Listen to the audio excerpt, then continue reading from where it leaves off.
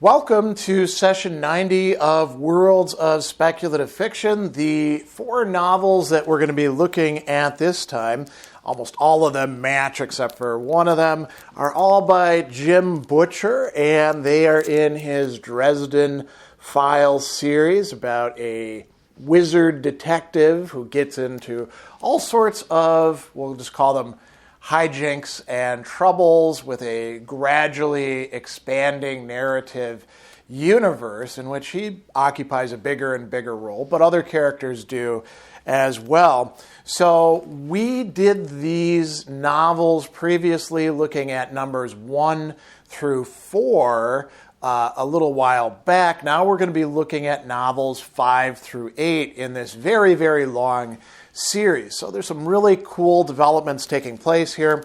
The first one is book 5, Death Masks. The one following that is Blood Rights. And then we have Deadbeat. And finally, book 8, Proven Guilty. You can see that Jim Butcher really likes 2-word titles. And they fit together in a very cohesive narrative that is very well designed and written. We'll talk about some of that in just a bit. So if you're new to this, Worlds of Speculative Fiction is an ongoing series that we're in year 10 of it right now. It began as an in-person monthly talk series hosted by the Brookfield Public Library. And I began it originally as a mode of doing some guilty pleasure reading about narrative universes and philosophical themes across short stories or novels in different works. So, for example, think about Tolkien's Lord of the Rings or, C.S. Lewis's Space Trilogy. So, series like this fit solidly within the scope. We do a lot of examination of the narrative universe, characters, plot, but we also do delve into philosophical themes in ethics, metaphysics, epistemology, and we also will look at literary themes as well. We could say the realm of aesthetics. Sometimes we'll also be examining what the author, him or herself, has to say about their own work, depending on who the author is. Sometimes we'll look at what others make of it. So it's kind of a farrago, or if you like, a smorgasbord of a lot of different things put together in one coherent talk that will run anywhere from 90 to 120 minutes. I air this as a video premiere with live chat so we can have conversation with people who are also fans of the series and want to talk about it. And then we typically follow up with a Zoom video conferencing so we can have some more intimate discussion following that. And you might say, well, why are we doing this online? Isn't this an in-person series? During the COVID pandemic, we switched from doing these in person, which was no longer available, to doing them in this online format, which people seem to like. So that is what we're going to be doing. We've already done biography of Jim Butcher in a previous installation of this where we looked at books 1 through 4. So we don't need to go into any biography, which means that we have more time for looking at the narrative universe and the world building and, in his case, I would say some literary construction as well. And that's what we're going to begin with. And then we'll start talking about some of the important philosophical themes and the development of not just Harry Dresden as a character, but some of the other important characters in the series as well. I think perhaps the best place for us to begin in talking about these 4 books in the Dresden Files is to talk about the Dresden Files overall. So what kind of speculative fiction are we dealing with here? Let's say that there's an interesting mashup or mixture of motifs and genre that's not strictly speculative fiction, and then stuff that's solidly speculative fiction. Sometimes this gets classified as contemporary urban fantasy or supernatural. So, that's going to get us the speculative fiction stuff. But these are also detective novels, which isn't to say that the motif of figuring out who is doing what and who's pulling the strings, how do we get from the players right in front of us, let's call it the play of appearances, to the forces that are beyond it, that's not something that we don't see in speculative fiction quite often. As a matter of fact, that's a common motif. But these are also detective novels. Harry Dresden is both a wizard and he is a private investigator. So this has got, one foot solidly within the realm of detective fiction. We could debate about, is it hard-boiled? Is it something else? Is it noir? And I would say it veers off in those directions from time to time, but it's not simply hard-boiled like Raymond Chandler, right? And it's not just noir kind of stuff. Everything is fused together in a very interesting way, and there's a good bit of police procedural involved in it from time to time. We have some important police characters and police adjacent characters. For example, a coroner who is going to become a significant character as the series goes on. So that tells you a bit about it. The story is told in first person point of view from Harry Dresden's eyes, thoughts, ears, body. He gets beat up an awful lot in the story. And there's a lot of telling about just how much it hurts to, have this happen to you or that happen to you. He actually is going to have his hand badly burned in the midpoint of the 4 books of this, and that's going to be kind of an important motif for him as well. So where is this situated? So this is part of what I really like about this story. It's all happening, well, not all, but most of it is happening within the, let's call it metropolis of Greater Chicago. So it's not all in Chicago proper. There's some suburbs involved, right? Occasionally they'll go somewhere else, but for the most part, it is happening within the city of Chicago, which is a large metropolis. It's got enough going on in it, smaller than New York or LA, but Chicago's been around a long time. It's the 3rd largest city in the United States. There's plenty of nooks and crannies for wicked things to hide. It's got a big police department. There's lots and lots of things happening within it. So it's also big enough for somebody who's a private investigator to make at first, just eking by living. Later on, as we're going to talk about, Dresden's role is going to change somewhat. He's going to be a little bit more comfortable money-wise over time. So the first 4 books put us in that context. And then we've got the entire supernatural side to it.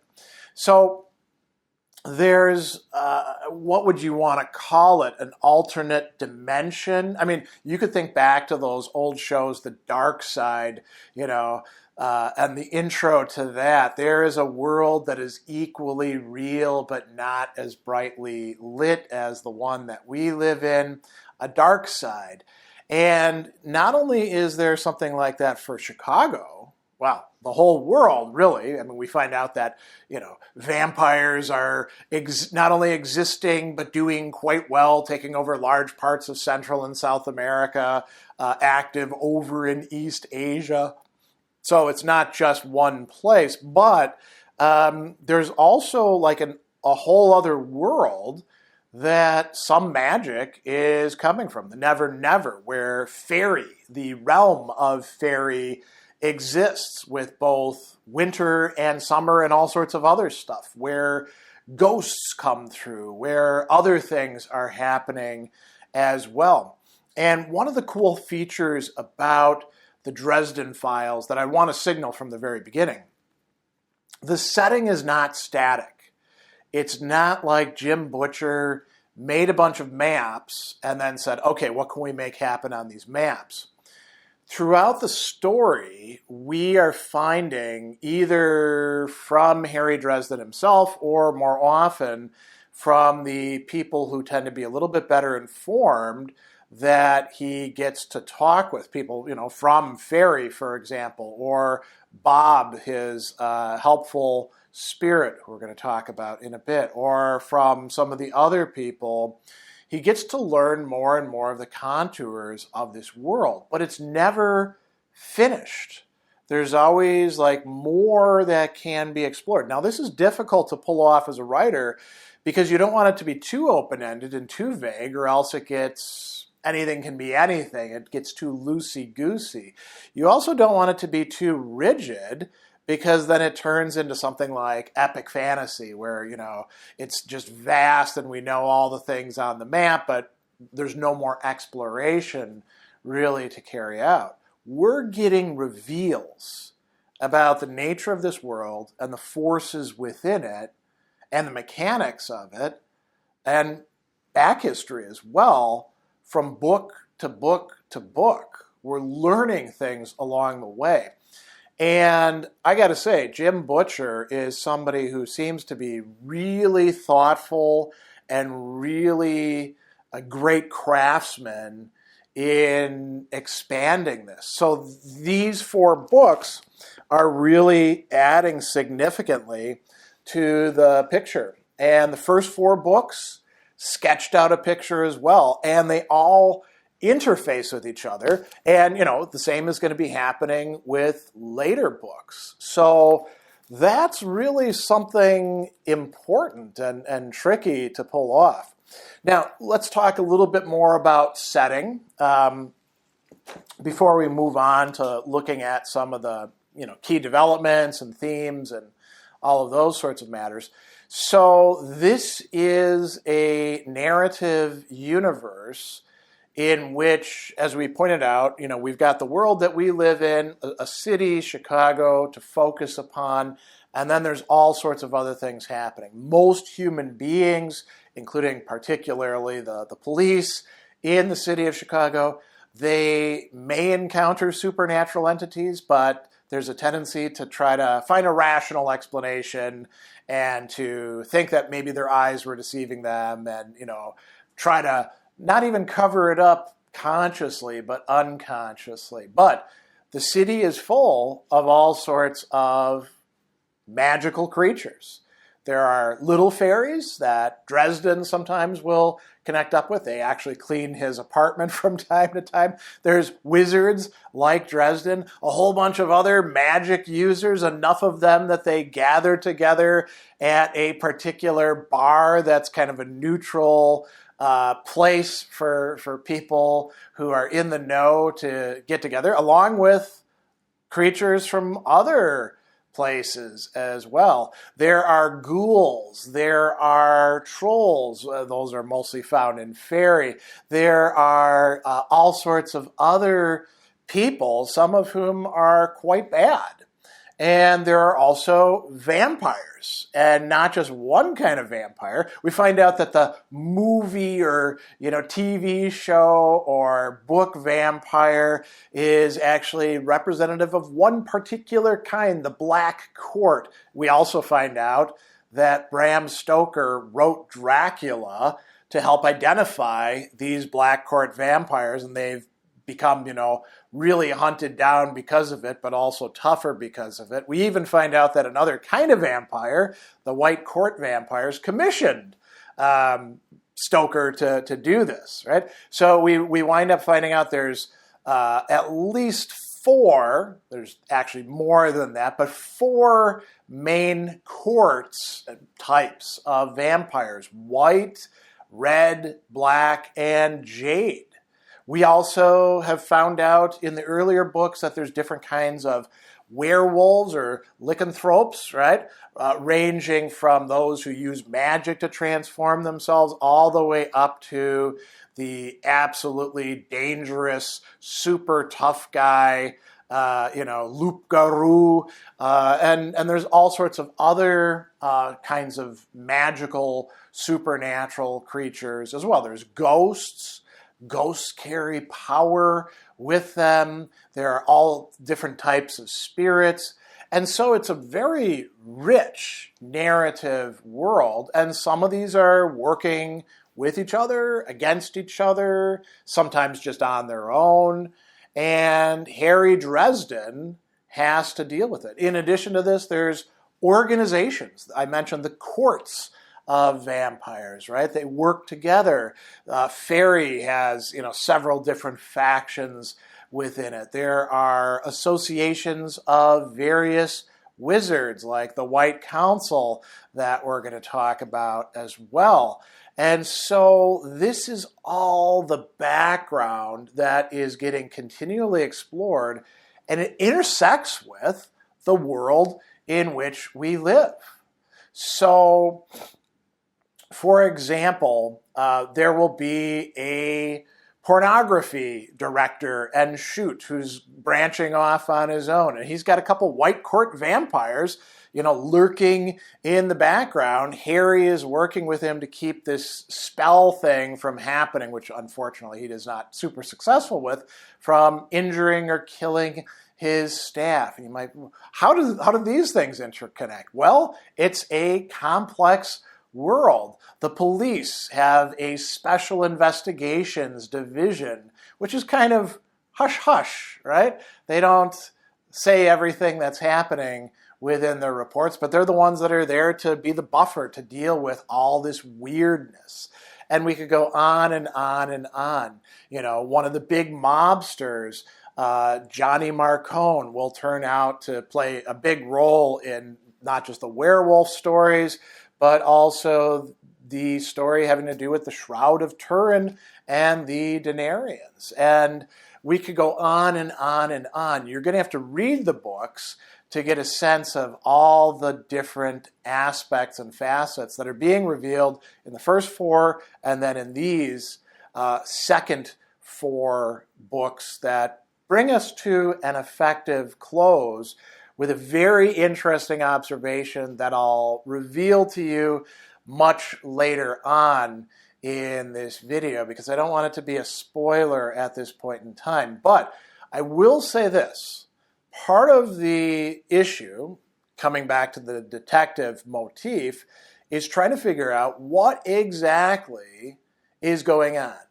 Who is in charge? Who is pulling the strings? What are their motives? Can they be turned away from the evil that they're intending? There's a couple save the world moments in here, but there's a lot of other things as well, and it's not just the world that matters, it's even the individual human being, at least as far as Harry Dresden, and some of the other characters like his good friend, Karen Murphy, are concerned. So they have to make some really difficult choices at times, and I think that is probably enough background about the narrative universe at this point in time for anybody who hasn't read these to have a good sense of what we're going to be talking about, and for anybody who has read and appreciated and enjoyed these to be able to sit back and say, yeah, that makes sense. Let's now talk about some of the key characters, plots, themes, and we'll delve into these books in a bit more detail. When it comes to magic in fantasy or supernatural fiction, I think we can talk about two different extremes that fans, readers often are at, and perhaps even authors as well. So at the one end, we could say, it's all mysterious, just let it go. Nobody actually knows how magic works. Maybe it's something that we have inside of us and there's no system to it whatsoever. So that's one extreme. And then at the other extreme, we have the very sort of intricate, ornate, rule-bound, this is the way magic works. It's essentially like an alternate metaphysics, a very complicated one. And the reader, once things have been adequately explained, is basically in just as good a position as the author. And then we have things that are kind of in between. And I tend to think that some authors, they hint at magical systems but don't completely flesh it out. But then we get things like, for example, Dungeons and Dragons, which has gone through a number of iterations and was very clearly indebted to fantasy, because in the Dungeon Master's Guide, Gary Gygax has a whole chapter saying, and here's what I, liked in Fritz Leiber, and here's what we got from Tolkien, and here's what we got from this. And then you've got these very, very complicated, arcane systems. And other role-playing games have done similar things, and not just tabletop, but video games do this as well. So I think a certain kind of reader that maybe takes too many cues from gaming likes to have this stuff over here. Where is Harry Dresden as a character, and where is Jim Butcher as an author? Solidly in the middle. There's definitely something like a system, but it's not a system. It's a bunch of interlocking systems that one can certainly learn within. By the end of Proven Guilty, Harry Dresden is taking on the role of essentially a master teaching an apprentice. The young Molly Carpenter, and we're going to talk a lot about what's going on with that in just a bit. Harry himself has, connected with his former teacher, Ebenezer, and he's learned all these things from him. But there's a lot of, let's say, looseness to it. And we are going to get some kind of cool info dumps, reveals at certain points in these books. There were certainly plenty in the first 4 books, but we get some great passages to read where we're going to learn more and more about what's going on. So let's start at the kind of beginning place that connects up with what we saw in the first 4 books. So this is in Blood Rights, and we read here. This is not just about magic. This is about energy as such. And they're looking at an entropy curse, a particular kind of curse that leads things to break down around you and can actually be quite deadly. So we read, sometimes energy can build up due to any number of causes, massive amounts of emotion, traumatic events, even simple geography. That energy influences the world around us. It's what gives the Cubbies, Chicago Cubs, the home field advantage, though that whole Billy Goat thing sort of cancels it out, leaves an intangible aura of dread around sites of tragic and violent events, and causes places to get a bad reputation for strange occurrences. And he says there's a whole spectrum of magical energies that are difficult to define or understand. There are thousands of names for them in every culture: mana, psychic energy, totem, juju, chi, bioethereal power, the force, the soul. It's an incredibly complex, notice the word, system of interweaving energy that influences good old Mother Earth around us, but it all boils down to a fairly simple concept. Shit happens, meaning that things occur and there's causes for it. But we've seen now it's pretty complex, and nobody's got a perfect handle on everything that's going on.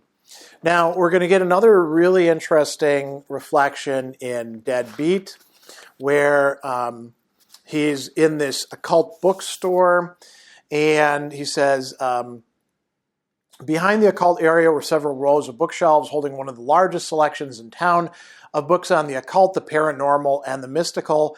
Most of the books were chock full of philosophy or religion, predominantly Wiccan of one flavor or another, but several texts slanted towards Hindu beliefs, drawn from the Kabbalah, Voodoo, and even a couple grounded in ancient beliefs in the Norse or Greek gods. I steered clear of the whole mess myself. Why? Magic wasn't something you needed a god, or gods to help you with, but a lot of people felt differently than I did. Even some wizards of the council held deep religious convictions and felt they were bound intricately to their magic. Now, he goes on and he says something really important here.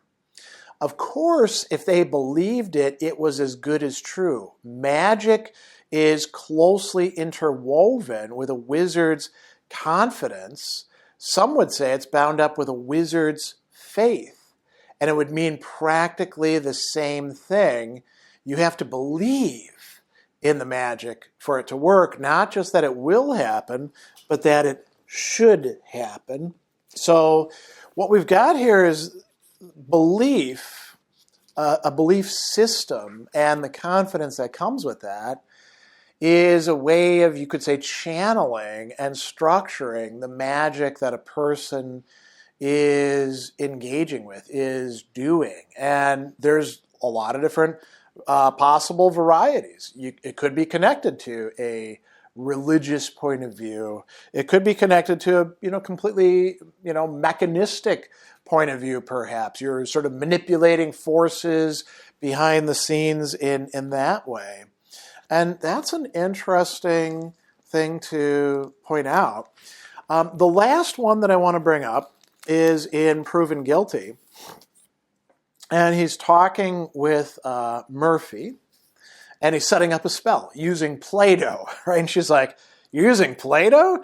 And he's like, "Yeah, because all of these used to be one piece. Even when they're separated, they still have a thaumaturgical connection to the original.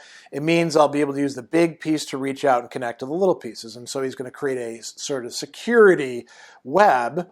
And, she says, "Does the color really matter?" And then he says, "Yes." Well, probably no, but yes for me. And she says, "What?" And he says, "Well, a lot of the use of magic is all tied up with your emotions, with what you believe is real.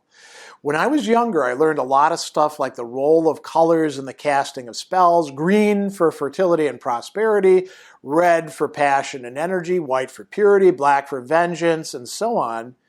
It could be that the color doesn't matter at all, but if I expect the spell to work because of the color used, then that color is important. If I don't believe in it, the spell won't ever get off the ground." And she says, like Dumbo's magic feather, if you've ever seen the cartoon of Dumbo, it was his confidence that was really important. And he says, "Yeah, the feather was just a symbol, but it's an important symbol." I gestured with the can. "So I use blue because I don't have to do too much introspection, and I don't introduce new doubts into a crisis situation." So this is very interesting. Now, there's lots of different kinds of magic, but this might be a rule that we could say applies across the board, that the beings that have and use magic do so because in part it has to do with emotions, affects, drives. In part it has to do with cognition, with thoughts about things, what they believe to be the case, and that's what allows this energy to be channeled in distinctive ways that we can call, with sort of like a large scale M, magic. Now, not all magic in this sense is the same. So we're getting some interesting reveals in these books as well. Not so much in the fifth book, although there we encounter this character, Nicodemus, who's, got really strong magic, is offering this denarius coin to Dresden, wants him to join up. The coin would give him great powers, but also would corrupt him, and that corrupting sense can be felt by Harry. But that's going to come out more in these other books. So let's see what's said here. This is in Blood Rights.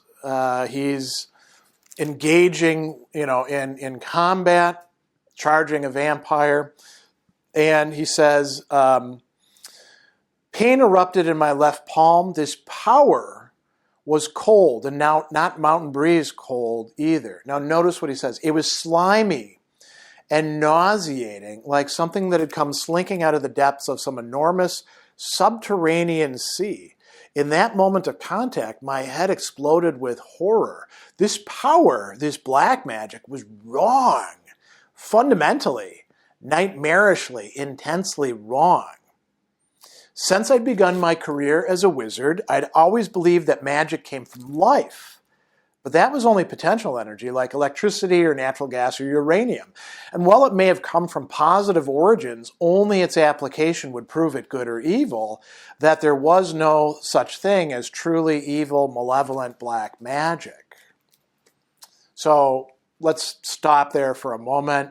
Magic is this force. It can be turned in good directions, bad directions. It's really up to us. It's always coming from life, ultimately. Is that really the case? I'd been wrong. Maybe my own magic worked like that, but this power was something different. It had only one purpose: to destroy, to inflict horror, pain, and death. I felt that power writhe into me through my contact with the girl, and it hurt me on a level so deep I could not find a specific word, even a specific thought to describe it. It ripped at me within as though it had found a weakened place in my defenses and started gouging out a larger opening, struggling to force itself into me. I fought it. The struggle happened all within an instant, and it hurt still more to tear that darkness loose, to force it to flow on through me and out of me again. I won the fight. But I felt a sudden terror that something had been torn away from me, that in simple contact with that dark energy, I'd been scarred somehow, marked, or changed, right? That's interesting, isn't it? Going on as well in Blood Rights, towards the end of it, we are going to, well, actually, I'll come back to this. This is quite important. I want to talk about the White Council first. So we'll come back to Blood Rights. Now, in Deadbeat, we're dealing with necromancers. And necromancy is, in a way, a kind of magic, but it's also an anti-magic, at least if magic is supposed to deal with life. So we find out, this is in, Bach's store, right? This is from that passage I was reading before. That's what makes people like Gravan, the necromancer, so dangerous. Magic is essentially a force of creation, of life. Gravan's necromancy made a mockery of life, even as he used it to destroy. Besides being murderous and extremely icky, there was something utterly profane about using magic to create a rotting semblance of a human life. My stomach turned a little thinking about what it might be like to work a spell like that. And Gravan believed in it, which really seemed to make him look more and more like some kind of wacko, a deadly, powerful, calm, and intelligent lunatic, right? A little bit later on, we encounter another necromancer, and here Dresden says something really interesting. So he's talking about her power, the power of Alicia. This was a kind of power I hadn't felt before. Normally, when someone who can sling major mojo around draws their stuff around them, it's something violent and active. I'd seen wizards who charged the air around them with so much electricity it made their hair stand on end. Wizards whose power would gather light into nearly solid gem-shaped clouds that orbited around them. Wizards whose mastery of earth magic literally made the ground shake. Wizards who could shroud themselves in dark fire that burned anyone near them with the raw emotion emotional rage of their magic. This was different. Alicia's power, whatever it was, didn't fill the store. It emptied it in a way I didn't think I fully understood. Utter stillness spread out from her, not peace, for that would have been something tranquil accepting. This stillness was a horrible, hungry emptiness, something that took its power from being not.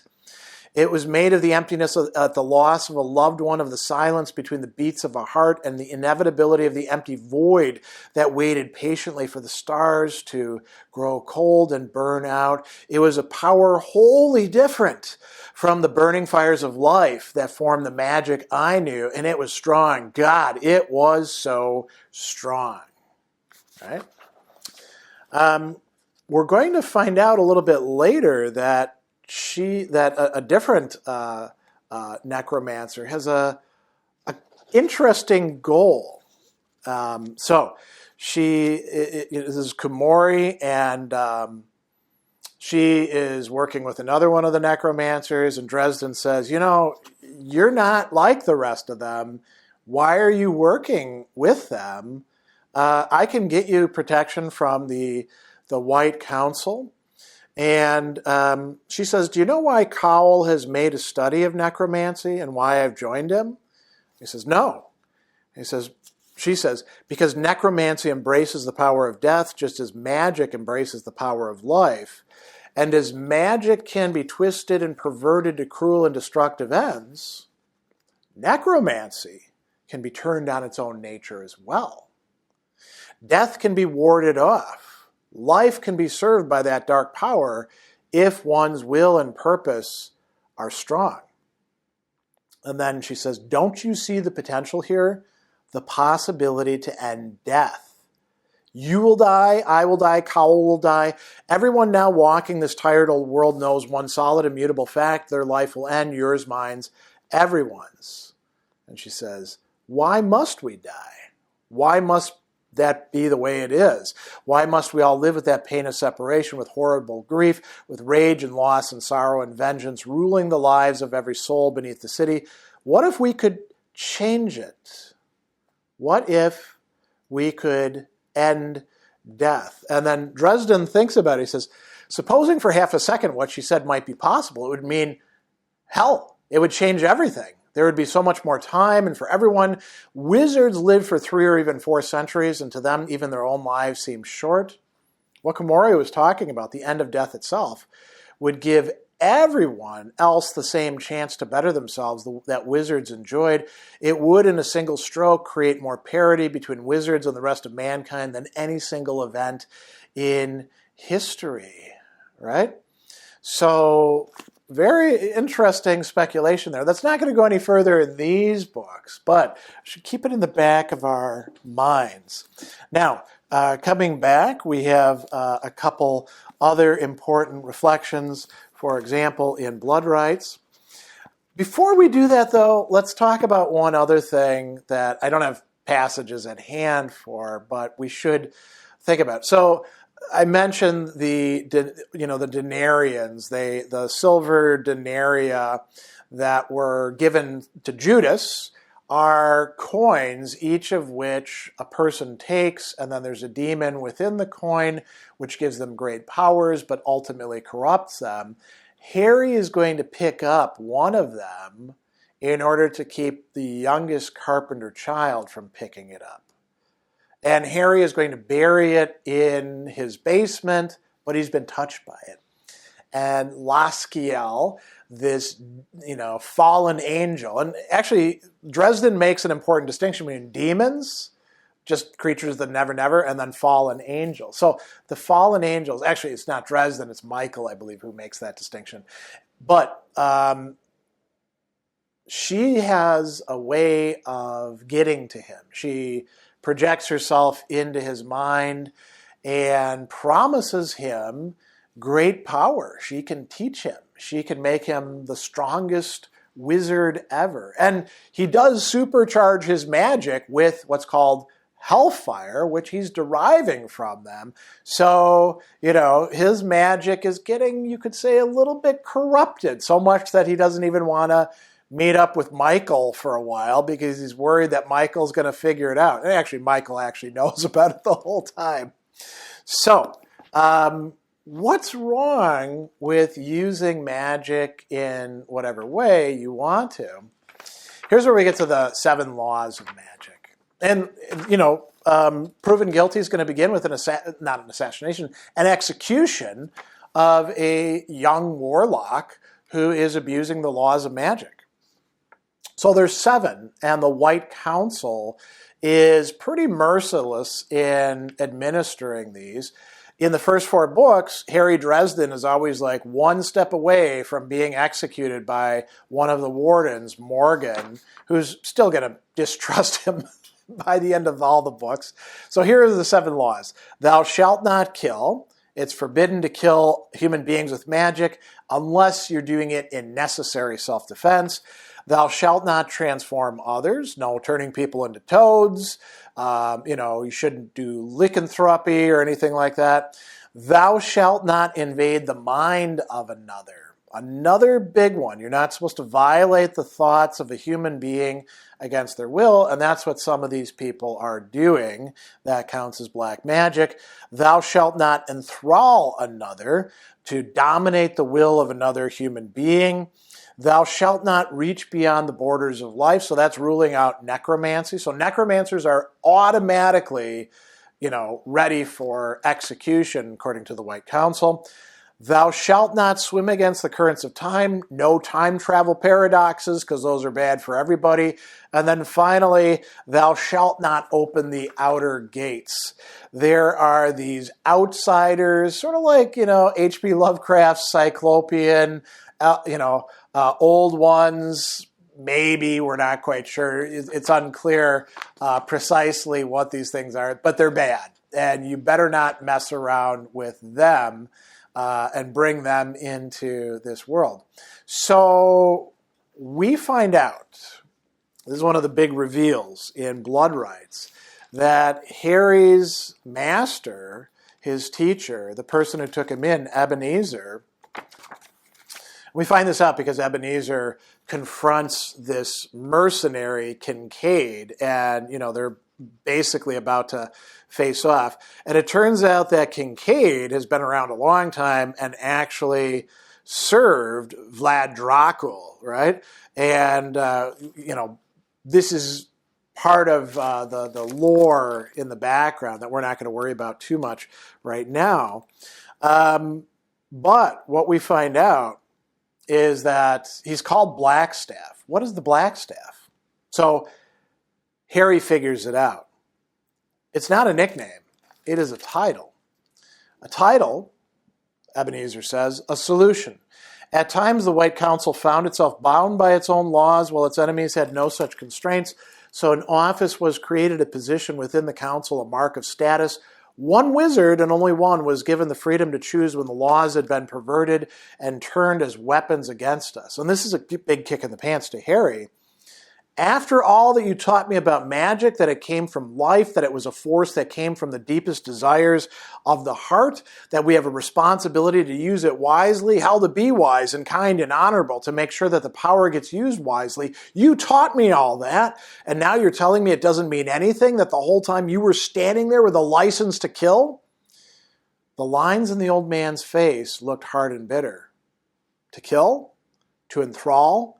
To invade the thoughts of another mortal, to seek knowledge and power from beyond the outer gates, to transform others, to reach beyond the borders of life, to swim against the currents of time. Any one of the laws can be violated by the Blackstaff. Harry says, you're the White Council's wet work man. For all their prattle about the just and wise use of magic, when the wisdom and justice of the laws of magic get inconvenient, they have an assassin. You do that for them. You kill people. Ebenezer says, yes, when there is no choice, when lives are at stake, when lack of action would mean, he cut himself off, jaw working, I didn't want it, I still don't, but when I have to, I act. And we find out that, this is how he hit Ortega's stronghold and killed him, when he escaped a duel, killed him and 200 of his personal retainers, and killed nearly 100 people in the house there with him, servants, followers, food, right? And so this is kind of an important reveal. In this eighth book, we're going to find out that, unfortunately, there is black magic going on in the town of Chicago, and it's not some outside force. It's actually Molly Carpenter, Michael and Charity's oldest daughter, who Harry recognizes has enthralled the minds of two of her friends. And she did so for good reasons, to help them get away from using drugs so that they won't, destroy their child. But envy and anger comes into it, and it's black magic. And she is under a sentence of death from the White Council. And the Merlin, one of the most powerful wizards, tries to engineer her execution, in part because he doesn't like Harry, and because, he wants to do her in. And Harry Dresden is able to engineer a kind of compromise, but it's one that puts the two of them into a very difficult situation. The situation that Harry himself was in originally, the sword of Damocles. If you break any of the rules, automatic execution. Morgan will take care of that. And what we find out is, she's actually judged, and then the rest of the senior council shows up, and then Harry Dresden agrees to take her on as his apprentice, right? And so it doesn't hurt, too, that Michael shows up and has helped them out. So here's what is going on. The senior council voted, and Molly was officially declared my apprentice to be granted clemency under the Doom of Damocles. Doom of Damocles was wizard speak for probation. If Molly abused her magic or came anywhere near violating any of the laws of magic, she'd be executed at once, and I'd join her. Now, Harry has an advantage. I'd lived with that before. I could do it again. And, he realizes, oh, man, the Merlin's going to try to get me with this. He has a talk with Michael about stuff. And then he has a long talk with Cherryh, who tries to seduce him. And he's like, that's not happening, girl. You're learning magic, and it's going to suck for you from now on. But we're set up for a really interesting teacher-student relationship that's going to be going on. Harry, by the way, does reconcile with Ebenezer by the end of Proven Guilty as well. So a lot here about how magic works and, the kind of the burden that it carries with it, because nothing is as simple as you might think. These are not fairy tales or, anything like that. This is hard, detective fiction within a complex world that magic is one key aspect within. One of the features that I really like about this series so far, from books 1 through 8, is that Butcher is writing not just Harry Dresden, but a number of other characters in ways that are gradually not just revealing from within who they are, but also some important changes that are taking place within them. There's development, we can say, and development through the plot, through what it is that the characters have imposed on them, how they deal with it, the choices they make, whether they rise to the occasion or fail, but also in the interactions that the characters have with each other. And so in this section, I'm going to be reading from the text quite a bit and talking about some of the important developments that are taking place. But I do want to begin with one passage in particular, and this is Harry Dresden being visited near the end of Deadbeat by his dead father, who visited him earlier in a dream in the story and who said, up until now I wasn't allowed to contact you. And he Harry is looking at his tombstone, which reads, "He died doing the right thing," and Harry says, "Maybe I can change it to he died alone." And his father says, "You're thinking about the death curse, die alone." And Harry says, "Maybe it'll mean I'll never be with anyone, have love, a wife, children, no one who is ever really close, really there." And he says, "Harry, can I tell you something?" He says, "Son, everyone dies alone. That's what it is. It's a door. It's a one person wide. When you go through it, you do it alone. But it doesn't mean you've got to be alone before you go through the door. And believe me, you aren't alone on the other side." And then he tells Harry something about him. He says, "Harry, life isn't simple. There is such a thing as black and white, right and wrong. But when you're in the thick of things, sometimes it's hard for us to tell. You didn't do what you did for your own benefit. You did it so you could protect others. That doesn't make it right, but it doesn't make you a monster either. You still have free will," a theme that comes up in other places.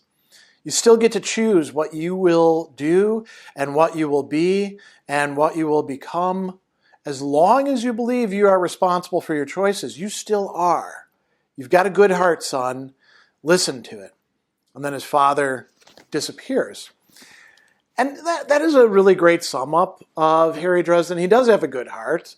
He does succumb sometimes to despair, to making foolish decisions, but he is trying to protect others, and that's really important to this storyline. So let's start by talking just a little bit about some of the character reveals. I've already mentioned Ebenezer, who we find out is actually an assassin. That's a big kick in the nuts for Harry, but by the end of proven guilty, they've reconciled, which is great. We find out that Bob in Deadbeat, the spirit that Harry consults, has a past himself and has tried to deliberately forget that past and is brought back into it by one of the necromancers.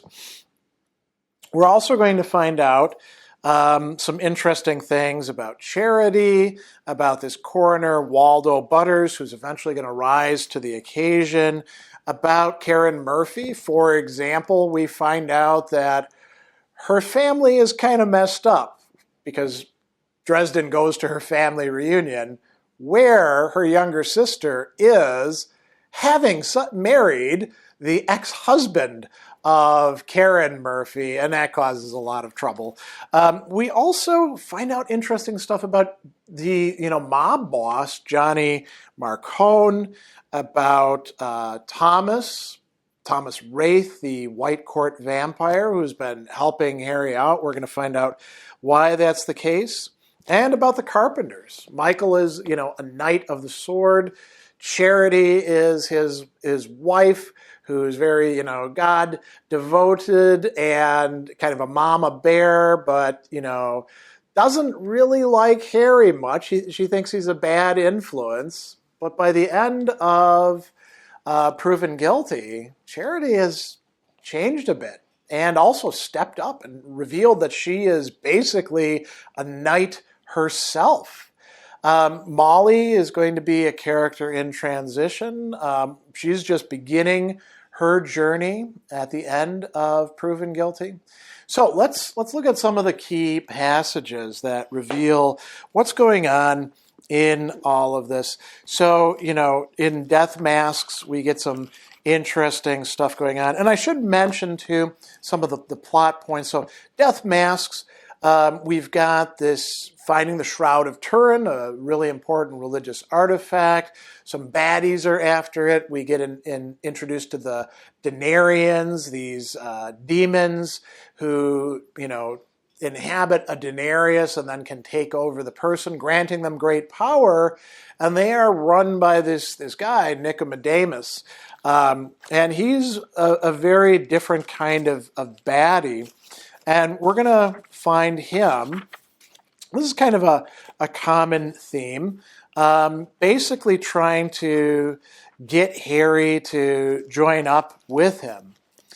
So this is a really great description, by the way, that we should mention. So they'd taken me to Undertown, a network of caves, ruined buildings, tunnels, and ancient construction that underlay the city of Chicago. Undertown was dark, damp, cold, full of various creatures that shunned sunlight and human company and might have been radioactive. The tunnels where the Manhattan Project had been housed were just the start of Undertown. The people who knew of its existence didn't come down here, not even wizards like me, unless matters were desperate. And Nicodemus is there with his men, who, by the way, he's had their tongues amputated so they can't make any sort of complaints. Nicodemus knew his mother. He says, "Little Maggie's youngest, you've grown up to be a man of considerable strengths." And then Nicodemus is going to say this, "Dresden, may I be frank with you?" And Dresden says, "You're afraid of me." Right? He says, "You've faced a great many dangerous beings, but by and large, they've been idiots. I try to avoid that whenever I'm able. That's why you're bound and held under running water." And, Dresden says, "You're afraid of me." And then he says, "Boy, you've destroyed 3 rival practitioners of the arts, a noble of one of the vampire courts, and even one of the fairy queens. They underestimated you as well as your allies. I don't. I suppose you could think of your current position as a compliment."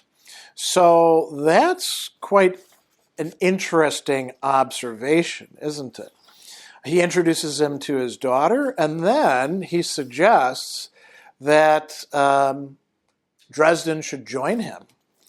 And he says, "You're ruled by fear. You're afraid, Dresden." And Dresden says, "Of what?" "Of what you could be if you ever let yourself stray from the right-hand path, of the power you could use. You've thought about what it might be like to bend the world to your will, the things you could have, the people. Some part of you has considered and found joy in the idea of using your abilities to take what you wish, and you're afraid of that joy, so you drive yourself towards martyrdom instead." I started to deny his words, but I couldn't. He was right, or at least not wholly wrong. My voice came out subdued. Everyone has thoughts like that sometimes. "No," Nicodemus said. "They don't. Most people never consider such actions. It never crosses their minds. The average mortal would have no way of taking that kind of power, but for you it's different. You may pretend you are like them, but you are not." "That's not true," I replied. "Of course it is," Nicodemus said. "You might not like to admit it, but that makes it no less true. It's denial. There's a number of ways you express it in your life. You don't want to see what you are, so you have very few pictures of yourself, no mirrors either." And he says, "In a century from now, your mortal associates will be rotting in the earth, whereas barring amputation or radical shifts in fashion, you will still be putting on your pants one leg at a time. All those allies and friends you have made will be withered and gone while you are just beginning to come into your full strength. You look like a mortal, Dresden, but make no mistake, you aren't one." And then he says, "You're afraid, but you don't have to be. You're above them, Dresden. There's an entire world waiting for you, uncounted paths you could take, allies who would stand with you over the years, who would accept you instead of scorning you. You would discover what happened to your parents, avenge them, find your family, find a place where you truly belonged." He'd chosen to use words that struck hard on the oldest wound in me, a child's pain that had never fully healed. It hurt to hear those words. It stirred up a senseless old hope, a yearning. It made me feel lost, empty, alone. "Harry," Nicodemus said, his voice almost compassionate, "I used to be much as you are now. You are trapped. You are lying to yourself. You pretend to be like any other mortal because you're too terrified to admit that you aren't." And then we get this musing. What if I did take the coin?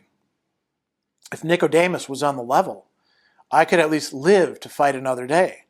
I had no doubts that Nicodemus would kill me as he had all the others. There was no stopping him, and with the water still running over me, I doubted that even my death curse would be at 100%. I couldn't stop imagining what it would feel like to bleed to death there under the cold water. A hot, burning line on my throat, dizziness and cold, weakness fading into warmth that became perfect, endless darkness. Weakness fading into warmth that became death. God help me, I didn't want to die. But I'd seen the poor bastard Ursula had enslaved and driven mad. What he'd suffered was worse than death. And chances were that if I took the coin, the demon that came with it might coerce or corrupt me into the same thing. I've had dark urges before. I've been fascinated by them, attracted to them. And more than once I've given in to them. It was a weakness the demon in the ancient coin could exploit. I wasn't immune to temptation. The demon, the fallen, would drown me in it. It's what the fallen do. Now, why such a dire situation? Well, because the other big thing that's happening in that book is that Dresden he's been challenged to a duel by one of the vampires of the Red Court, Ortega. And he meets with him. And interestingly, Ortega also suggests a way out. So they're meeting at Mac's restaurant and bar, and they're talking about this, escalation of the war between the Red Court and the White Council. And he says, this can get a lot worse. If the conflict escalates, it will threaten the balance of power throughout the worlds of flesh and spirit alike. Imagine the destruction, the loss of life that could ensue. So why not contribute to the peace effort? Starting with this duel, maybe we could get some beads and some fringe and make signs that say make blood, not war, or something. That's Harry's quip. This time Ortega did smile. It's too late for that. Your blood is all that will satisfy many of my peers. And Ortega suggests another way forward. Yield to the duel. Let me take you into custody. If you're willing to work with me, I could place you under my protection. Work with you? I said, my stomach flip-flopped. You mean become like you? It is an alternative to death, Ortega said. My kinsmen may not like it, but they could not argue against it. For taking Bianca's life, you could replace it with your own. As one of you, as one of us. You could bring Miss Rodriguez with you, be together. She would not be a threat to you were you both my vassals. And he suggests, I think you'll find we're much alike, Dresden. We're just playing for different teams. And Harry says, do you feed on children? And he says, well, yes, we do. And then he says, well, then we're not the same. And Harry will actually have the duel in the book with Ortega. Ortega's going to actually cheat in the duel, and there's all sorts of other things that ensue that I won't tell you too much about.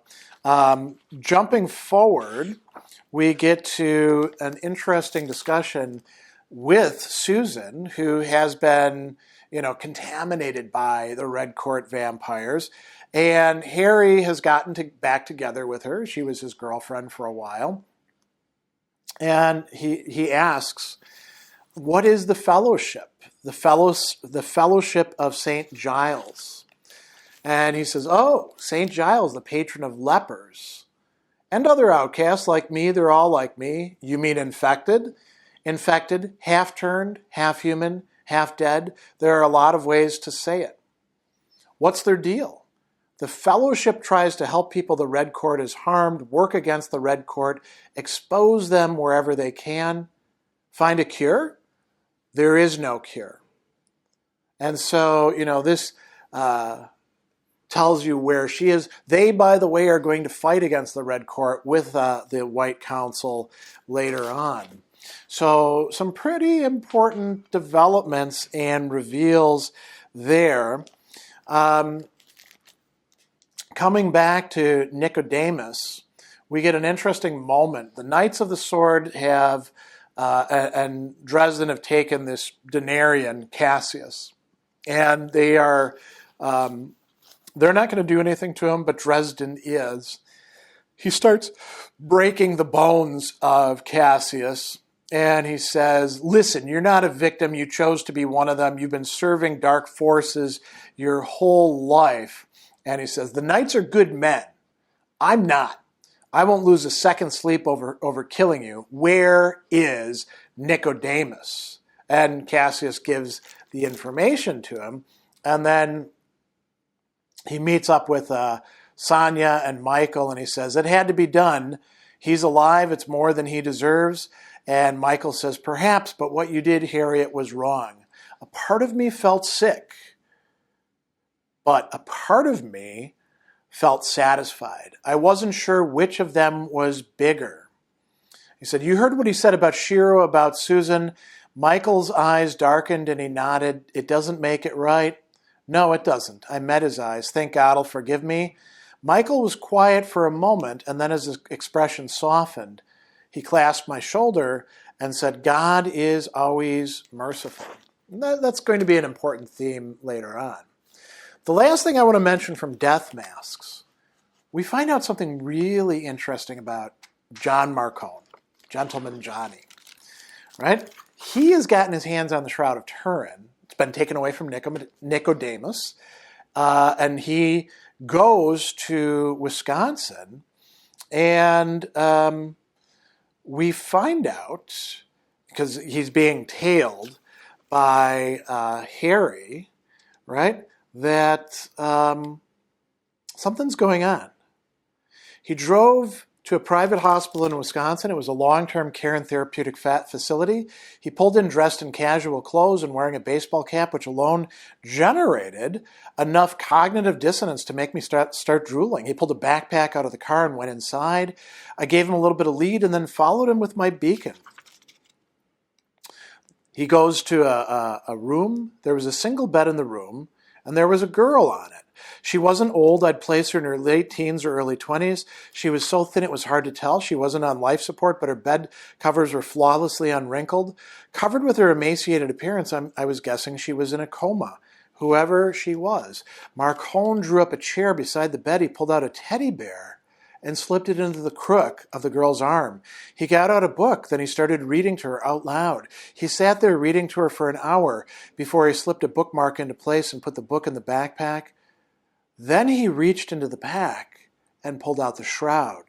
He peeled down the outermost blanket on her bed and carefully laid the shroud over the girl, folding its ends in a bit to keep it from spilling out. Then he covered it up with the blanket and sat down in the chair again, his head bowed. I had never pictured John Marcone praying, but I saw him forming the word please over and over. He waited for another hour. Then his face sunken and tired, he rose and kissed the girl on the head. He put the teddy bear back in the backpack, got up, and left the room. Dresden meets with Marcone and asks him, who's the girl? His eyes went flat, and he said nothing. Okay, Marcone, you can give me the shroud or you can explain it to the police when they come out here to search the place. You can't, he said, his voice quiet. You can't do that to her. She'd be in danger. My eyes widened. She's yours? I'll kill you, he said in that same soft voice. If you so much as breathe in her direction, I'll kill you, Dresden, myself. What's wrong with her? Persistent vegetative state, he said, coma. You wanted it to heal her, I said quietly. That's why you had it stolen. Yes. I don't think it works like that, I said. It isn't as simple as plugging in a light. But it might work, he said. Maybe. I'll take it, he said. That's all I have. Very interesting reveal of human side to John Marcone, isn't it? So that's just the fifth book. Moving on to Blood Rights, we're going to get some other big reveals as well. So the Red Court is now in open war. Ortega has been killed. Turns out it's going to be by Ebenezer. And we get some new things going on. There's always a case, right? And so we begin here at the start. And Thomas is putting Harry onto a job. Who is Thomas? Thomas Wraith, a White Court vampire who was there earlier in the series, and now he's going to play an important role. And Thomas says, I don't get why you do what you do. And, do what? Harry says. That Lone Ranger impersonation. You get pounded to scrap every time you turn around. You barely get by on the gumshoe work. You live in that little dank cave in an apartment. Alone, you got no woman, no friends. You drive this piece of crap. Your life is kind of pathetic. He says, is that what you think? And Thomas says, call him like I see him, And Thomas says, all I can figure is either you're nursing a deep and sadistic self-hatred or else you're insane. I gave you the benefit of the doubt and let monumental stupidity off of the list. So he's turning him on to a job, right? And, it ends up being working for a porno company, trying to offset some bad magic that's happening. As it's going to turn out, there's a black court vampire, Marva, in town, and they are going to have to destroy her and the nest that she is establishing in Chicago. And there's a lot of white court stuff happening. As it turns out, we find out that the white court is in the pornography business. It's a way in which so the white court, they feed off of energy.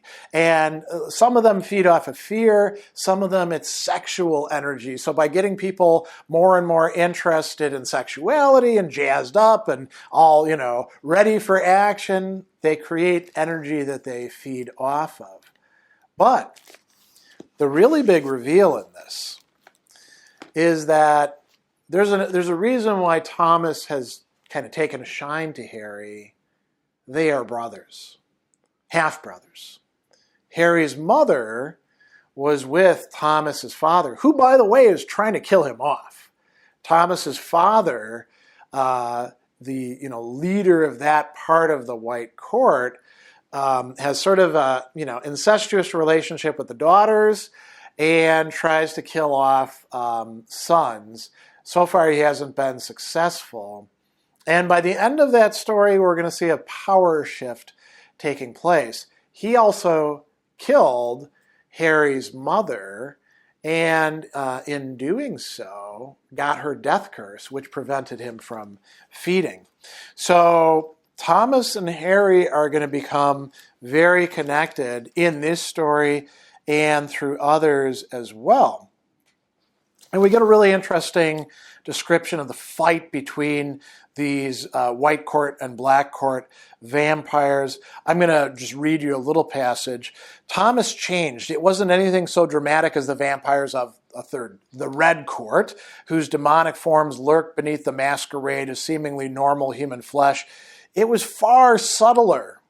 A cold wind seemed to gather around him, his features stretched, changing, his cheekbones starker, his eyes more sunken, his face more gaunt. His skin took on a shining, almost luminescent luster like a fine pearl under moonlight, and his eyes changed as well. His irises flickered to a shade of chrome-colored silver, then bleached out to white altogether. He snarled a string of curses as he fought, and the sound of his voice changed as well. Again, a subtle thing. It was more feral, more vicious, and its tone was not even remotely human. Thomas, despite his deathly injuries, went up against the Black Court killing machine in a contest of main strength and won.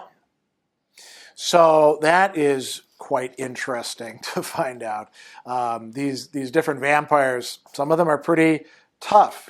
Now, going on as well, as they're fighting these Black Court vampires, we have a sort of crack team that includes Harry and Karen Murphy, the detective he's been working with, who's Lieutenant Murphy, who's in charge of the Special Investigations Division. He's formed a quite close relationship with her. We're going to talk about that a bit more in a later book. But this guy, Kincaid, is also coming along, a mercenary, and Ebenezer. Now, Kincaid wants to just invade and start killing everybody. Harry and Murphy as well are saying, we have to actually save the hostages, then we'll take care of business. And Kincaid, who's coming at a very high price. Harry's worried about how he's going to pay this price. Maybe he'll get killed by Kincaid later. Is insisting that they save all of these children, these hostages that have been taken. And, ultimately that's going to lead to Harry, in some respects, sacrificing his own hand as a result, and certainly facing a lot more danger. Now, the final thing I want to bring up from this book, Blood Rights, is that there's going to be, as I mentioned, a change in rulership within this family in the White Court vampires. And Lara is going to take her father's place, right? Wraith sneered at Lara. You can't kill me. You know that the other lords would never permit you to lead the court. They follow me, little Lara, not the office of the House of Lord Wraith. That's true, Father, said Lara, but they don't know that you've been weakened, do they? That you've been made impotent, nor will they know when you continue to lead them as if nothing had changed. He lifted his chin in an arrogant sneer, and why should I do that? And so, she actually says, Wizard, I suggest you take your friends from this place, and my brother, if he managed to survive the injury. Father and I are going to renegotiate the terms of our relationship. It promises to be interesting, and you might not be able to tear yourselves away once I begin. And so Harry takes Thomas away along with Murphy. They escape. Justine is also alive. Justine is the girlfriend who he was feeding on. And what we're going to discover is that, a couple things. Thomas is now cut off from all of his resources. He's going to come live with Harry. The denarian, who I'd mentioned earlier, the coin, Harry is going to find out, as he unwraps his burned hand, there's unburned flesh there, just as the doctor had observed. What he didn't know was that the unharmed flesh was in the shape of a sigil in angelic script, the name of one of the fallen angels, specifically the same entity imprisoned in an ancient silver coin, at that very moment trapped under 2 feet of concrete and half a dozen warding spells on the far side of the lab. Laskiel, Bob said. His voice was worried. I thought she was locked up. I thought she couldn't touch me from there, Bob. She can't, Bob said, bewildered. I mean, that's impossible. There's no way she should be able to reach out from there.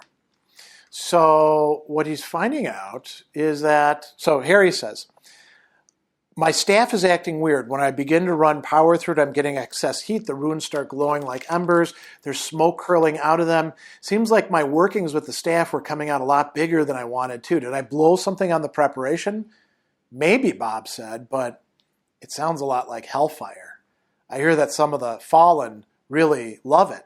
It's sort of an alternate power source, not a pleasant one, but man, you could really turbocharge violent spells with it. And so he realizes, I had involuntary access to hellfire. How had that happened? Right? So Harry's getting more and more power. He's had these opportunities to join. And in Dead Beat, we're also going to get, hey, you should join up with us. People want him to go on their side. And one of them is actually an old issue, which is going to be coming up from Mab, right? He has an opportunity to join as the Knight of Winter, and he's going to turn that down, of course, right? Before that, though, I mentioned, his father showing up. We get this really interesting dream sequence where his father comes into his dream and says, this is the first time that I can, appear to you. And Harry says to him, why am I so afraid? And he says something important to him. He says, because you've got a lot more to lose than you ever had before. Your brother, this White Court vampire, your friends, you've opened yourself up to them, loved them. You can't bear the thought of someone taking them away from you. It's getting to be too much, I said. My voice shook. I just keep getting more and more wounded and tired. They keep coming at me, and I'm not some kind of superhero. I'm just me, and I didn't want any of this. I don't want to die. So his dad says, the fear is natural, but it's also a weakness, a path of attack for what will prey on your mind. You must learn how to control it. How? I whispered. No one can tell you that. Not me, not an angel, and not a fallen angel. You are the product of your own choices, Harry, and nothing can change that. Don't let anyone or anything tell you otherwise. Now I really love this passage. He says to him, but my choices haven't always been good. And then his dad says, whose have? It's not whether we're always making the right choice. It's sometimes how we unscrew things up after we've already done them pretty badly. Moving on to Mab, who I mentioned before, one of the queens of winter in Fairy, the queen of air and darkness, right? He's consulting her, and she says, nothing given by one of the Siddiq comes without a price. And he says, well, what do you want? She says, I want you. My offer of knighthood yet stands open to you. And he says, what's wrong with the new guy that you dump him for me? And she says, I've not yet replaced my current knight, treacherous though he is. And actually, we'll find him later on in Proven Guilty, being tortured, right?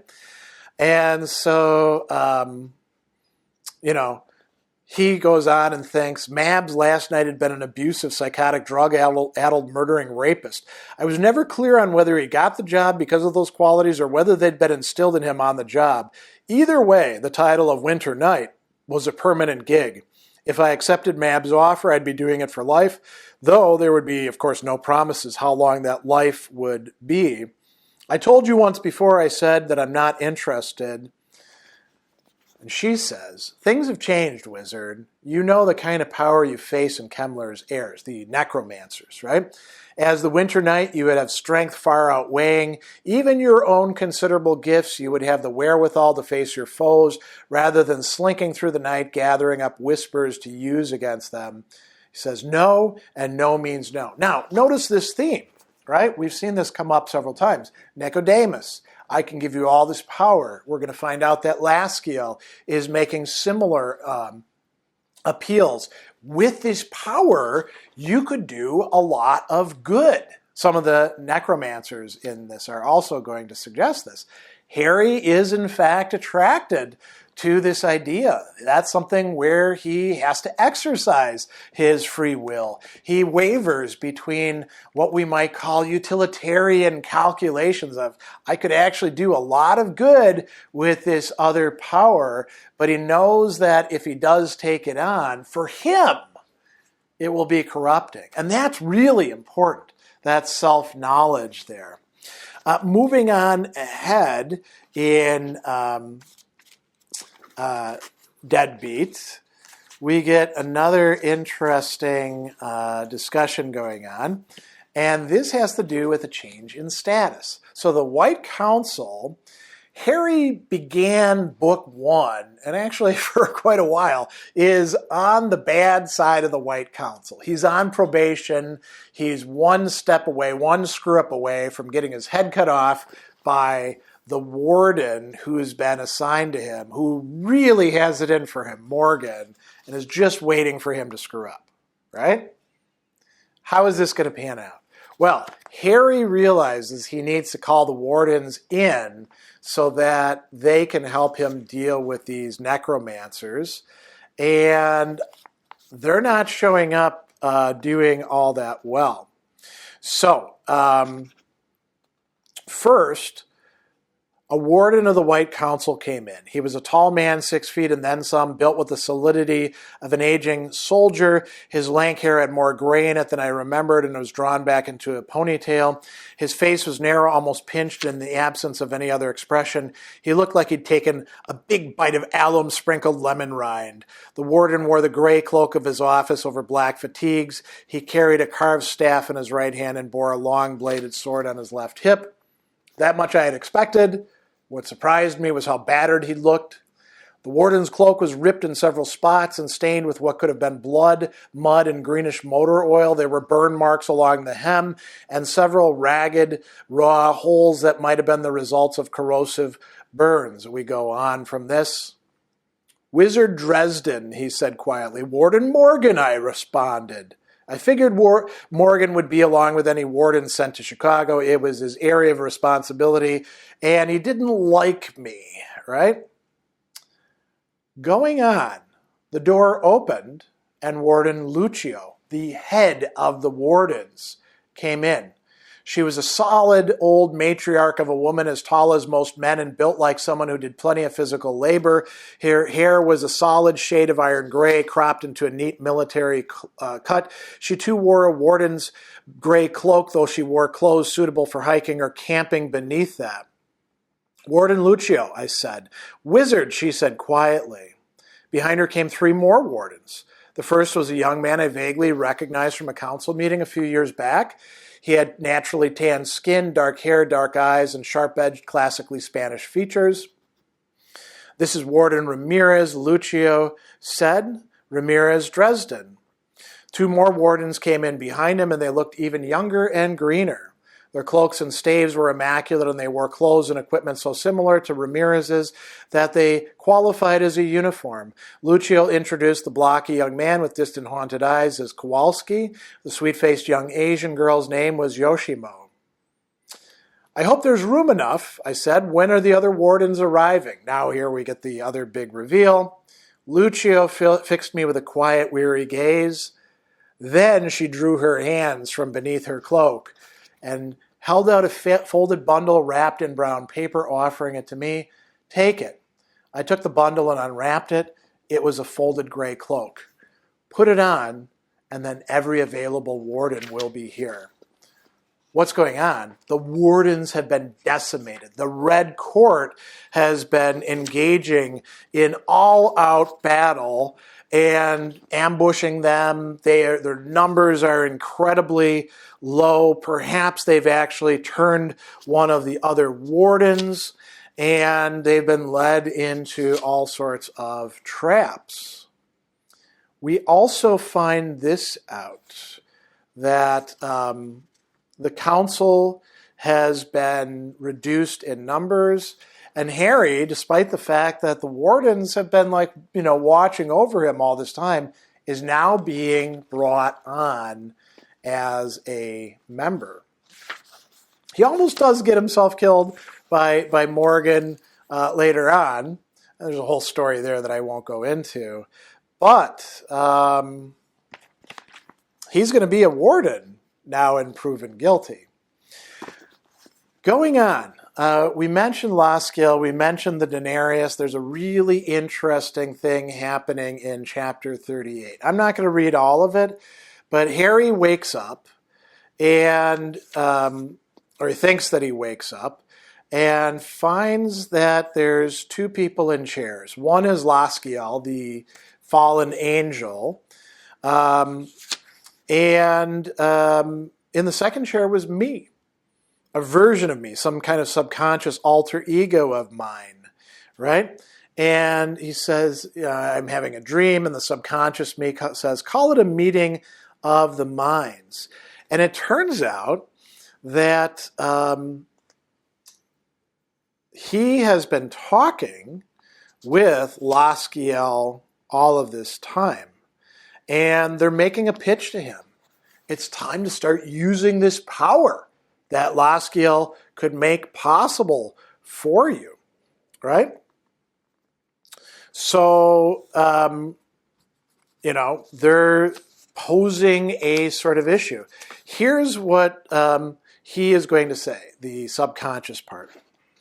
Here's the cold truth. You are determined to take us into battle against forces you cannot possibly overcome through main strength. Not only that, but your source of assistance, the wardens, may turn against you if they learn the truth about what you're attempting. You're wounded, you're out of contact with your other allies. It's the right thing to do, I said, setting my jaw. My double rolled his eyes. Tell me, is it morally necessary for you to die in the process? I glowered at him. This meeting is just a formality, you know. You're already planning on asking Laskiel's shadow for her help. That's why you read through the book as you did before it was taken from you. You wanted it to go through your mind so she could see it and provide you with the text as she did for the summoning of the Earl King. Right? And he says, the point is, you have little or no chance to prevail if you blindly rush in. You must know how they intend to manipulate these energies. You must know if there's a weak time or place at which to assault them. You must know the details of the Dark Hallow, or you might as well cut your own wrists, right? And your body's in no condition to do anything at the moment. Free her to help us. Here's what Harry says. After I killed Justin and got my head together at Ebenezer's place, I promised myself something. I promised I would live my life on my own terms, that I knew the difference between right and wrong, and I wouldn't cross the line. I wouldn't allow myself to become like Justin Dumorn. Don't you want to survive? The double asked. Of course I do, but some things are more important than survival. Okay, so moral stance being taken there. Now it gets more complicated. Yeah, my double said, like the people who are going to get killed when you die, and don't stop Kemmler's disciples. Take the high road if you want to. Choose to walk away from this strength in the name of principle. But after your noble death, everyone you no longer protect, everyone who might one day have come to you for help, everyone who was killed in the aftermath of the Dark Hollow, every life you might have protected in the future will be on your head. Now that is a real conundrum, isn't it? And Harry, like it says here, I went through the logic of his argument and didn't make any headway against it. And he says, here's the thing that decides, Harry. If I open this door now, I might not be able to close it again. Or you might. My double said, I have no intention of allowing her any control, so you will be the one who determines it. What if I can't contain her again once she's freed? Why shouldn't you be able to? It's your mind, your will, your choice. You still believe in free will, do you not? So his very principle of free will is being turned against him, right? And Harry is going to decide, and notice, here's the last part that I'll bring up about it. Laskiel represented nothing less than the intrinsic allure of power itself. I'd never sought to become a wizard. Hell, a lot of the time I thought about how nice things might be if I hadn't been one. The power had been a birthright, and if it had grown since then, if it had done so by the necessity of survival, but I tasted a darker side to the possession of power. The searing satisfaction of seeing an enemy fall to my strength. The lust to test myself against another, to challenge them and see who was the strongest. The mindless hunger for more that, if once indulged, might never be slaked. One of the coldest, most evil souls I've ever encountered once told me that the reason I fought so hard to do what seemed right is that I was terrified to look within me and see the desire to cease the fight and do as I would, free of conscience or remorse. And now I could see that he'd been right. I looked at the fallen angel patiently waiting and was terrified. But there were innocent lives at stake, men and women and children who needed protection. Right? So he is going to allow the mental image of Laskiel loose, but he's not going to take the coin itself. Very interesting resolution there, isn't it?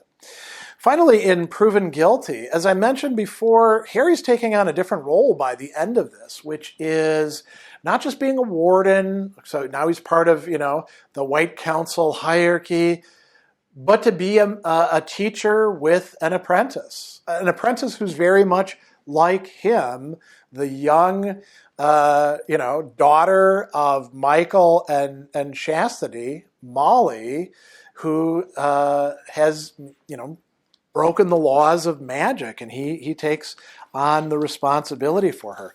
But we do have some stuff coming up in Proven Guilty that I think is important. So we find out there's an execution, and he's talking with Murphy about this, and neither of them are happy with it, and they have an important ethical discussion about what do you do with black magic and warlocks, especially when it seems to be a young person. And he says, Murphy, this guy was so far gone, there's nothing we could do.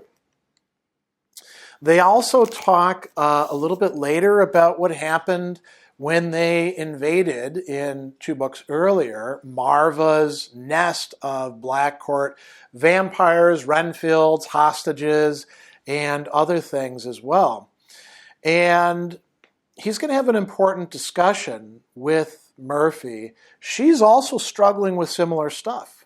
She says, do you remember when I shot Agent Denton? Took me some time to deal with it. I knew he'd lost it. I knew he was going to kill you if I didn't do it, but it made me feel stained to take a life.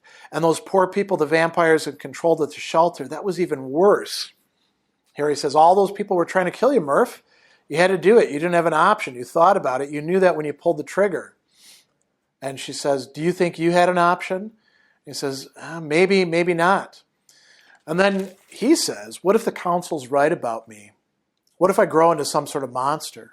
One who takes life without consideration for anything but his own will, who cares more about ends than means, more about might than right? What if this is the first step? Again, this dangerous temptation. And she says, do you think it is? And he says, I don't. And then she says, because if you think so, Harry, then it probably is. And if you decide that it isn't, it probably isn't. The power of positive thinking, I asked? No, free will. You can't change what's already happened, but you choose what you do next, which means you only cross over to the dark side if you choose to do it. He says, well, what makes you think I won't? Murphy snorted and reached over to touch my chin lightly with the fingers of one hand, because I'm not an idiot, unlike some people in this car, right? And she says, you're a decent man, painfully oblivious sometimes, but you've got a good heart. It's why you're so hard on yourself. You're tired, hungry, and hurting, and you saw the bad guys do something you couldn't stop. Your morale is low. That's all. Her words were simple, frank, and direct. There was no sense of false comfort to her tone, not a trace of indulgent pity. I've known Murphy for a long time. I knew that she meant every single word, knowing that I had her support, even in the face of the violation of laws she worked to preserve, was a sudden and vast comfort. Now, there's another thing that comes up at that point as well that we should mention. Another dimension to the relationship between Harry Dresden and Karen Murphy. They are good friends. Is there an attraction? Could they ever be lovers? That's... Thomas has already said, why aren't the two of you getting a room back in earlier books? And we get a really interesting passage immediately after this. He says, have you ever thought about, us? Sometimes, she said. Me too, I said, but the timing always seems to be off somehow. She smiled a little. I noticed. Do you ever think it'll be right? She squeezed my hand gently, then withdrew hers from mine. I don't know, maybe sometime. It would change a lot of things. It would, I said. You're my friend, Harry, Murphy said. No matter what happens, sometime in the past I haven't really done right by you. And they go on as well. And then she says, the point is I should have seen that you were one of the good guys a lot sooner than I did, and I'm sorry. And then she says, if we ever did get together, I'd kill you inside of a week. Now go get some rest. You're useless to me, like that. So it's been left open as a possibility. They will reject it later, but there's still the possibility for future books. The last thing I want to bring up, we've talked a lot about ethics, character development, what's going on in this, is that there's a really interesting conversation that about Molly and about other things that Dresden is having with Fort Hill. And Fort Hill says, you must know you're a man of power. All power is the same. Magic, physical strength, economic strength, political strength. It all serves a single purpose. It gives its possessor a broader spectrum of choices. It creates alternative courses of action. Now, okay, that's an interesting metaphysical point. What's the upshot of this? So again, Dresden is worried about if he's doing the right thing. The priest goes on, you have more choices, which means you have a much improved odds of making mistakes. You're only human. Once in a while, you're going to screw the pooch.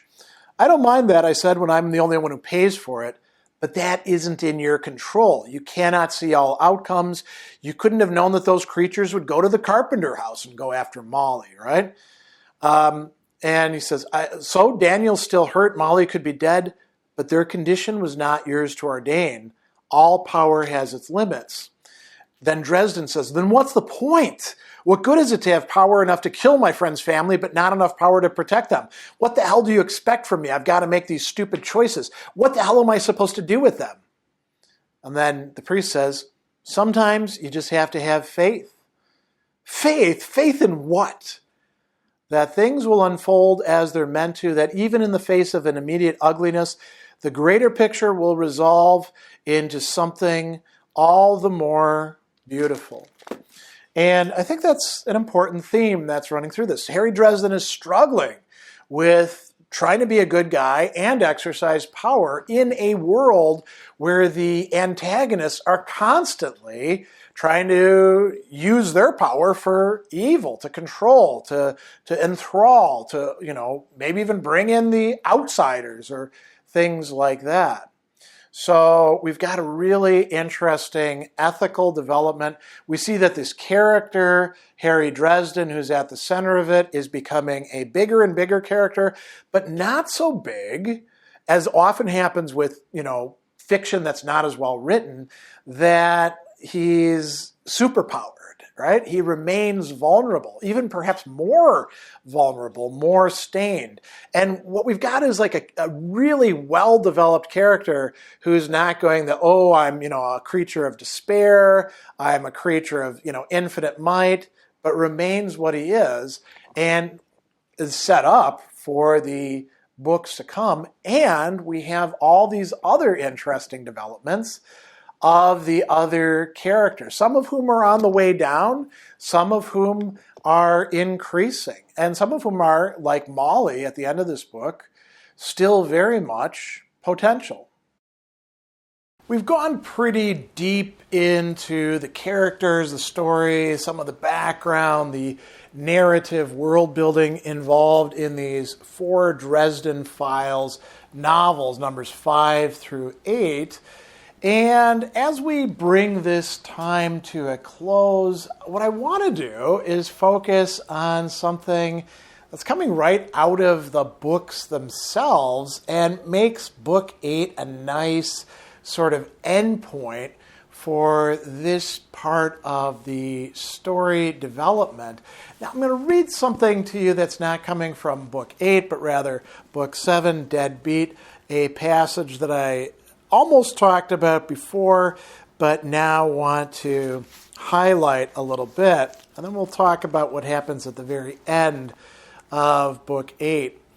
So we're reading something really strange. And this has to do with what the Red Court is doing. How did they mount such a devastating attack on the White Council and their allies?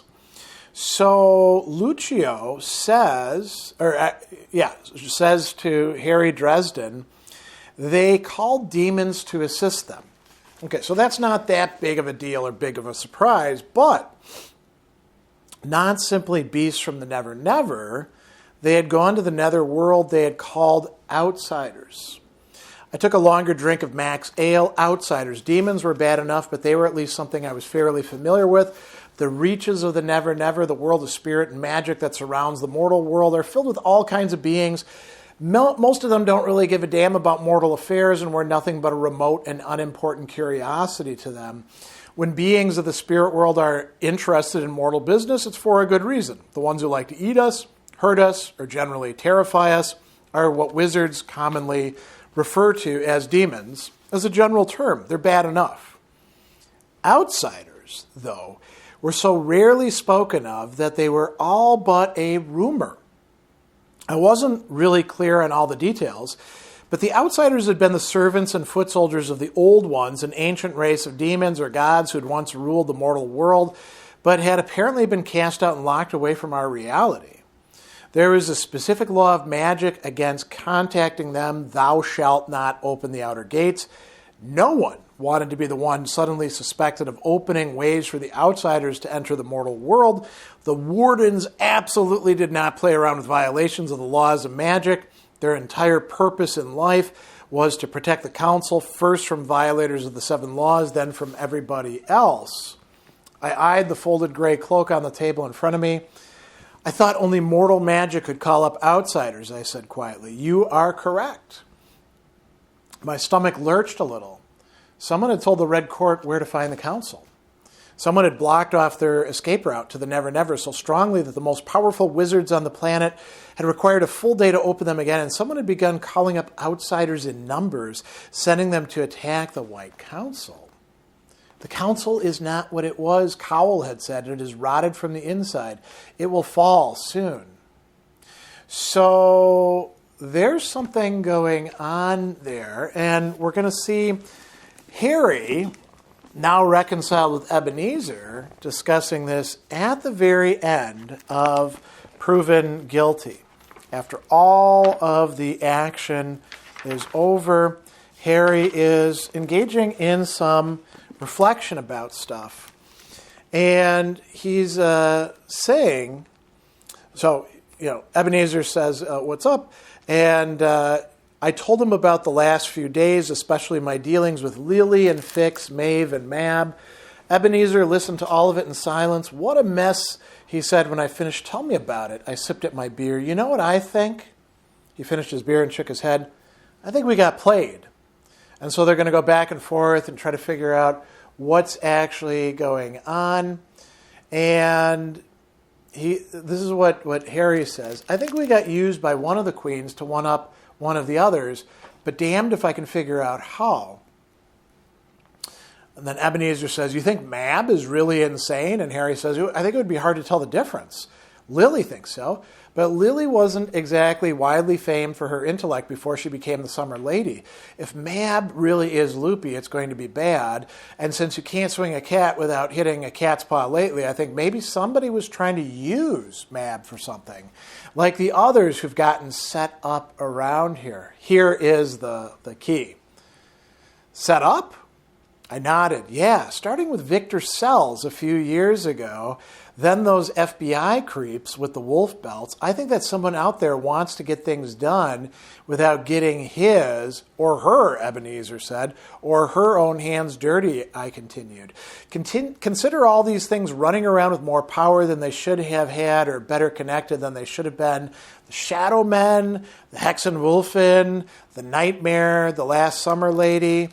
And that's just for starters. The Red Court sure are a hell of a lot more dangerous than anyone thought they would be. Ebenezer frowned, nodding. I think whoever is backstage moving things around tried to use Mab and got more than they bargained for. I think that's what the attack on Arctis Tor was about. Maybe they tried to put her down before she turned on them. Which she would, Ebenezer said. Of course she would. She's Mab. She'd keep any bargain she made, but she isn't the kind who takes orders real well. Go on, boy, Ebenezer said gently. You've got facts. Where do they lead you? So here's where we end. I lowered my voice to a whisper. A new power is moving around out there. Something big, smart, strong, and sneaky as hell. Something with a lot of strength and magical know-how. I licked my lips. Put that together with the evidence of varied powers. Wolf belts handed out to those poor FBI bastards. Black magic being taught to small-timers like the Shadow Man and the Nightmare. Vampires cross-training one another in sorcery. Hellfire used on Arctis Tor. And, of course, the White Council's highly placed traitor. All that together doesn't point to just one person. It indicates an organization. I regarded the old man steadily. And they've got wizards on staff, probably several of them. And Ebenezer says, damn, I was hoping I was starting to go senile, but I came to the same conclusion. Boy, don't breathe a word of this not to anyone. I got the feeling this information is worth as much as your life. Let me think about who else needs to know. Rashid, I said in a firm voice, tell the gatekeeper. Ebenezer frowned, though it looked more weary than anything else. Likely he knew already. Maybe even pointed you in a direction that would show you more, assuming he wasn't just using you to poke a hornet's nest and see what flew up. And Harry goes on and says, maybe it's what's these Black Council assholes are counting on. And Ebenezer says, now why would you call them that? Black Council? I shrugged. If the shoe fits, it's better than the Legion of Doom. He regarded me for a moment more and then shrugged. Times are changing, Hoss, that's for sure. But they always do. I know you're going to do what you think you need to do, but I'd like to ask that you be very cautious, Hoss. We still don't know what our enemies look like. That means we'll have to bring in our allies carefully. Meaning without troubling the White Council and the wardens about it, I asked him, my tone dry. He grunted in the affirmative. Don't forget the other loose end. I frowned and thought back over it. You're right. Who was driving the car that ran into me? Exactly. More mysteries. Thought you were a professional investigator, Hoss, he teased, for this should be fun. Yeah, fun. I'm having fun already. And so they go on and they're, resolving this and trying to think about what's going on.